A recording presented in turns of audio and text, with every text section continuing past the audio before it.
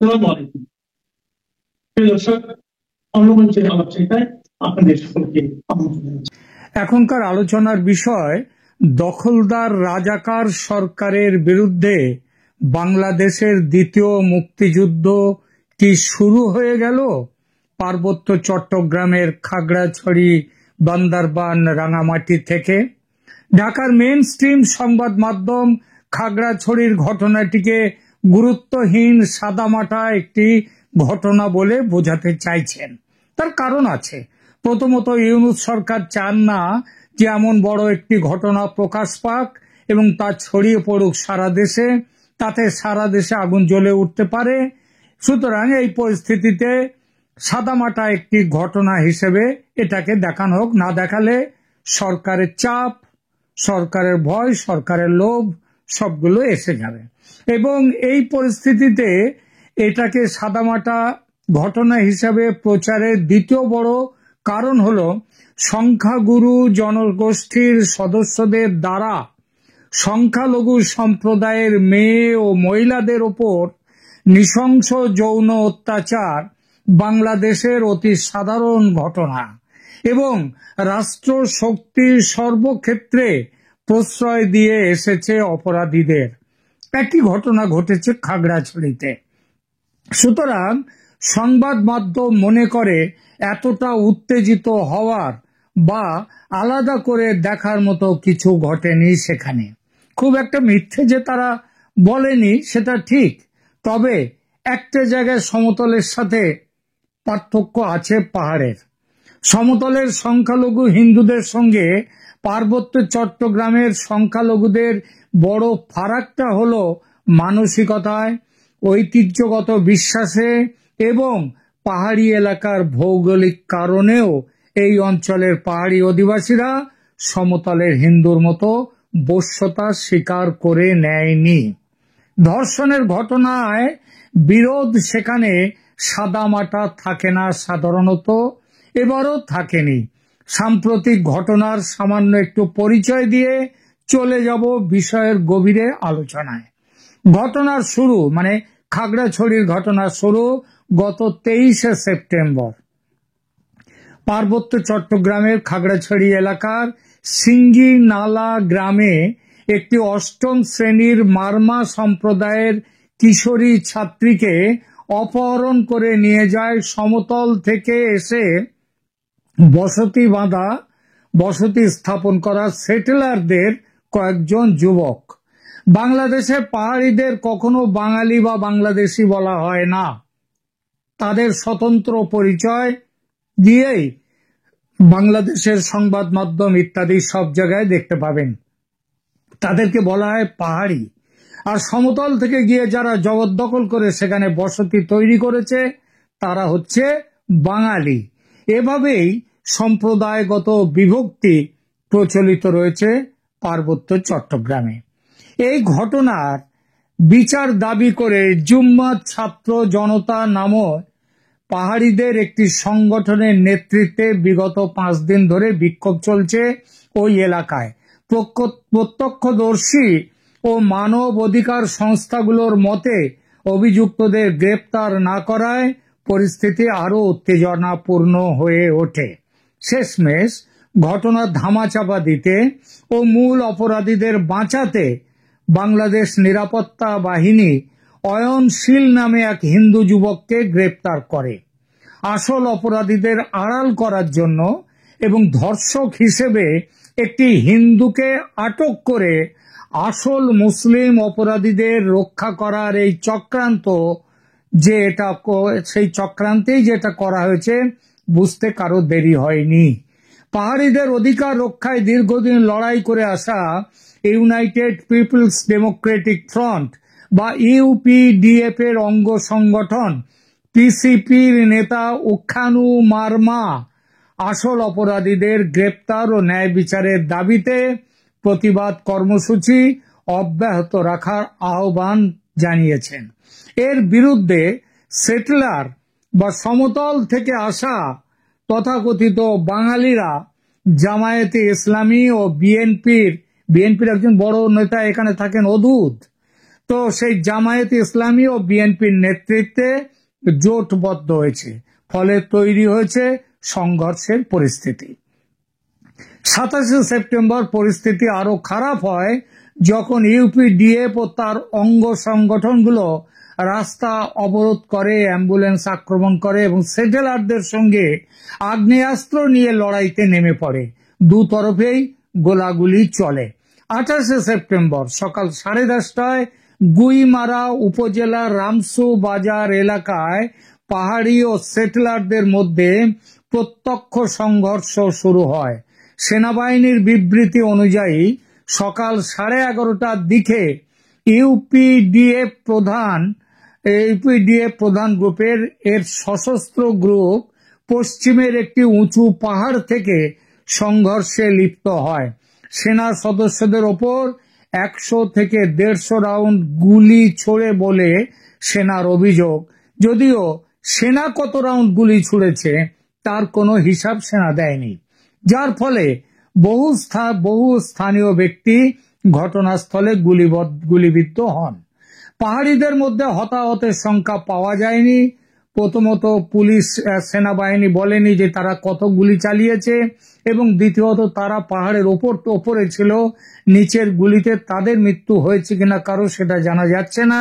তবে মোট 6 জনের মৃত্যুর খবর পাওয়া যাচ্ছে এখনো পর্যন্ত। এই হলো মোটা দাগে ঘটনার বিবরণ। এবার আসি ঘটনার অন্তরালে অন্য কি জানা যাচ্ছে সেই প্রসঙ্গে। আগেই বলেছি সেটেলারদের নেতৃত্বে আছে জামায়াতের ছাত্র শিবির, সঙ্গে বিএনপির ছাত্র দল এবং তার সঙ্গে মূল সংগঠনের লোকজন। এই অঞ্চলে আওয়ামী লীগের ভালো সংগঠন ছিল একসময়। তাদের কিছু নেতা বিদেশে আত্মগোপন করে আছেন বর্তমানে, তবে তাদের পরিবার অনেকেরই আছে এখানে। জামায়াত আর বিএনপির কয়েকজন লোক আক্রমণ করে আওয়ামী লীগের এক নেতার বাড়ি, সিন্দুক লুট করতে যায়, কারণ সেই সিন্দুকের মধ্যে প্রচুর সোনার গহনা ছিল বলে তাদের বিশ্বাস। বাড়িতে যারা ছিল তারা ধরে ফেলে একজনকে, গণপ্রহারে সে গুরুতর আহত হয় এবং হাসপাতালে নিয়ে গেলে একদিন পর সে মারা যায়।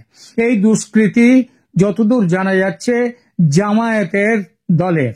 এরপর জামায়াতের আর বিএনপির বাহিনী মিলে শুধু পাহাড়িদের ঘরে আগুন লাগায়নি, সেই সঙ্গে সেটেলারদের মধ্যে যারা আওয়ামী লীগের নেতা কর্মী তাদের বাড়ি আক্রমণ করে ও আগুন লাগানো শুরু করে।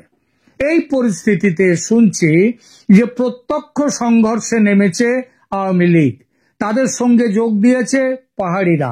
অর্থাৎ এই মুহূর্তে লড়াই বাঙালি বনাম পাহাড়ি নয়, কিংবা পাহাড়ি হিন্দু বনাম সমতলের মুসলমান নয়, জাতিগত লড়াই পৌঁছে গেছে রাজনৈতিক লড়াইয়ে। কেউ এই প্রশ্ন করতেই পারেন, এভাবে সেটেলারদের মধ্যে বিভেদ কি বাস্তবে সত্যিই হয়েছে? সত্যি কি এরকম ঘটতে পারে? এর উত্তরে একটা কথাই বলা যায়, সেটা হলো আজ না হোক কাল লড়াইতে নামতেই হবে আওয়ামী লীগকে।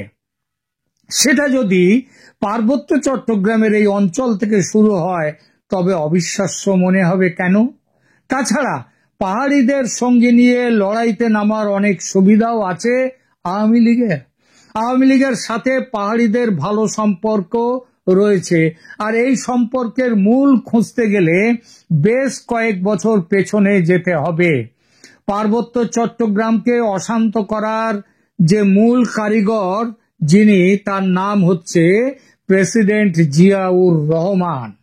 1979 থেকে 1983 সালের মধ্যে জিয়াউর রহমানের আমলে 5 লাখের বেশি মুসলিম এসে জবরদস্তি বসতি স্থাপন করে এই অঞ্চলে।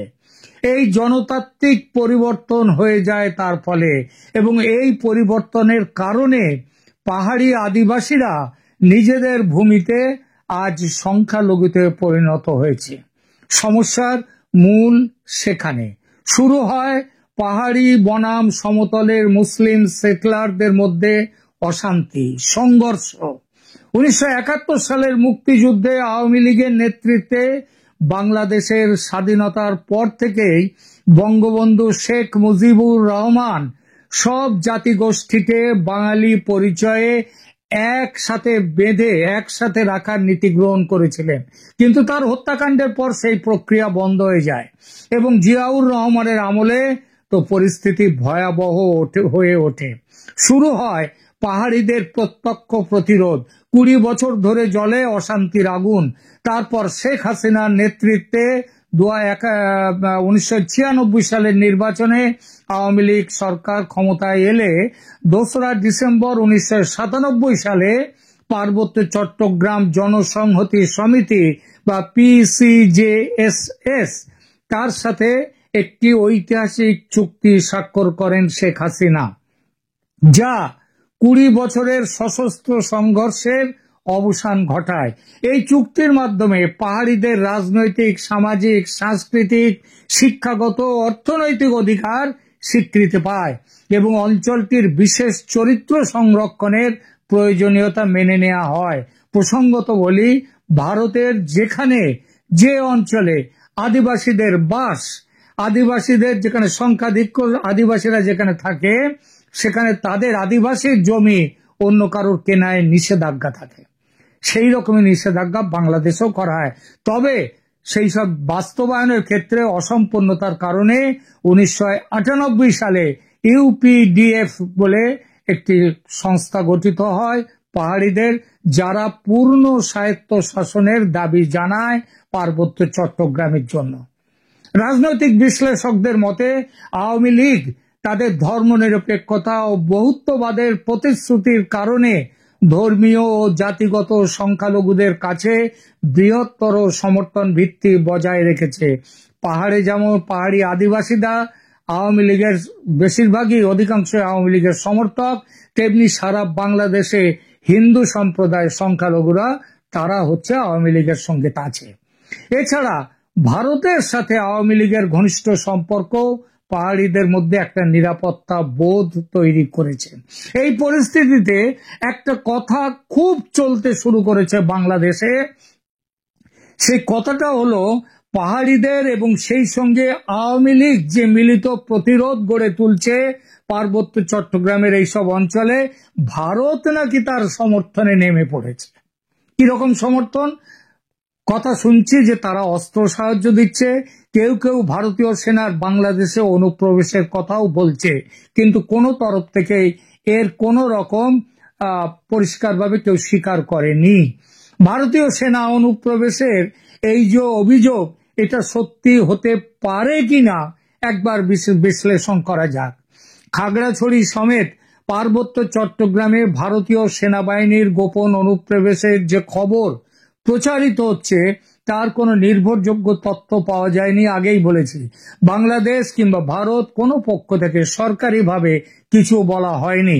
তবে ইতিহাস বলে পার্বত্য চট্টগ্রামে ভারতের প্রভাব যে আছে সেটা অস্বীকার করার উপায় নেই এবং দু দেশের মধ্যে সম্পর্কের বর্তমান যে চূড়ান্ত অবনতি এবং যেভাবে ইউনূস সরকার পাকিস্তান, তুর্কি সহ অন্য ভারত বিরোধী শক্তির সঙ্গে হবনবিং করছে, যেভাবে মৌলবাদী শক্তিগুলোকে প্রশ্রয় দিয়ে ভারতে নাশকতার ছক তৈরি করছে, তাতে ভারতের জড়িয়ে পড়ার খবর এই রকম গোলমালের মধ্যে একেবারে গুজব নাও হতে পারে।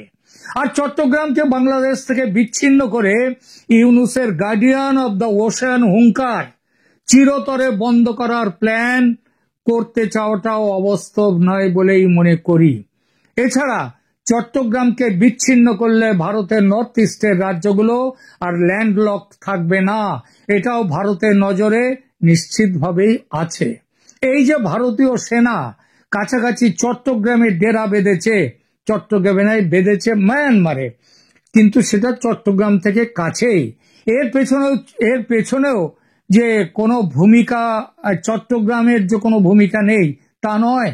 মেনল্যান্ড বাংলাদেশ থেকে চট্টগ্রামে প্রবেশের পথে যে ফেনী ব্রিজ আছে সেটার দখল নিলেই চট্টগ্রাম বিচ্ছিন্ন। ভারতের সাহায্যে তৈরি এই ব্রিজের উদ্বোধন করেছিলেন প্রধানমন্ত্রী নরেন্দ্র মোদী স্বয়ং। এ থেকে যা বোঝার বুঝে নিন। তবে এক্ষুনি ভারতীয় সেনা পার্বত্য চট্টগ্রামে ঢুকেছে, এই দাবিটি একটু অতিরঞ্জিত বলেই মনে হচ্ছে। তবে ঢুকবে না তা বলা যায় না। আসল ব্যাপার যাই হোক, খাগড়াছড়ির ঘটনায় যেভাবে লড়াই শুরু হয়েছে সেটাকে সামান্য ঘটনা বলে এড়িয়ে যাওয়া যায় না। পাকিস্তানি রাজাকারদের হাত থেকে দেশকে মুক্ত করার কথা বেশ কয়েক মাস ধরেই চলছে। ভারত সরকার ঝাঁপিয়ে পড়েনি এতদিন, কারণ ভারত অপেক্ষা করছিল অপরচুন মোমেন্ট বা উপযুক্ত মুহূর্তের। খাগড়াছড়ির ঘটনা যদি সেই সুযোগ এনে দিয়ে থাকে, গুজব বলে এড়িয়ে যাওয়া যাবে না। মনে রাখতে হবে 1975 থেকে 1997 পর্যন্ত পাহাড়ি জনজাতির সামরিক সংগঠন শান্তি বাহিনী ভারতের ত্রিপুরা রাজ্যে ঘাঁটি স্থাপন করে প্রশিক্ষণ ও অস্ত্র সংগ্রহ করেছিল বলে বাংলাদেশের একটা পুরনো অভিযোগ আছে। এই অভিযোগের সমাপ্তি ঘটে 2009-এ শেখ হাসিনার ক্ষমতায় আসার পর। ছোটখাটো বাদ বিসম্বাদ থাকলেও শান্ত ছিল এই অঞ্চল। অশান্তির শুরু গত বছর মোহাম্মদ ইউনূস ক্ষমতায় আসার পর। আর ইউনূসের ক্ষমতার পেছনে আছে জামাত, বিএনপি, তথাকথিত ছাত্র নেতারা। তারা পার্বত্য চট্টগ্রামে তাদের অধিকার প্রতিষ্ঠার লড়াইতে নেমে পড়ে। ইউনূস ক্ষমতায় আসার পর পাহাড়িদের উৎখাত করে এই অঞ্চলকে পুরোপুরি ইসলামের পতাকা তলে আনার জন্য কাজ শুরু করে দেয়। আর সেজন্যই শুরু বর্তমানের লড়াই। সেই লড়াই আরো বড় আকার নিলে কেউ অবাক হবেন না। লড়াই যত বড় হবে তত লড়াইয়ের চরিত্র পাল্টাবে। এ নিয়ে কারো দ্বিমত থাকা উচিত নয়।